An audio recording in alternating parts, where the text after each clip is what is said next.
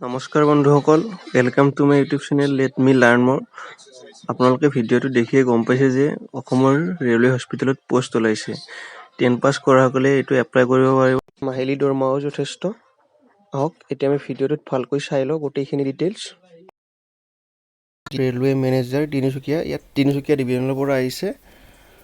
আপোনাৰ এইটো জবটো হ'ব কিন্তু কণ্টেক্ট বেচিকত 3 মাহৰ। ইয়াৰ পিছত যদি যিটো COVID-19 আক্ৰান্ত সেইটো যদি বাঢ়ি গৈ থাকে তেতিয়াহ'লে সিহঁতে বঢ়াব ৰেলৱে ফালৰ পৰা, কিন্তু এতিয়া কণ্টেক্ট বেচিক 3 মাহৰ কাৰণে।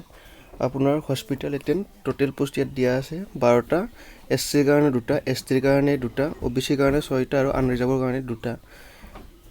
ইয়াৰ পে পাৰ মান্থ 18,000 টকা।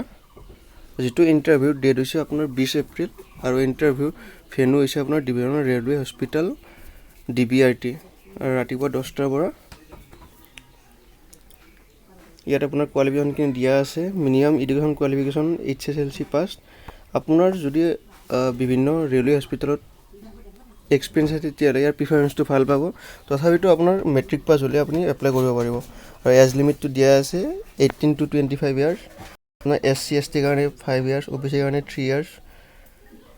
কোটাটো দিয়া আছে। ইয়াত টাৰ্মছ এণ্ড কণ্ডিশ্যনখিনি ইয়াত ধুনীয়াকৈ দিয়া আছে, আপোনালোকে ইয়াত চাই ল'ব ভালকৈ। গোটেইখিনি ধুনীয়াকৈ দিয়া আছে ইয়াত।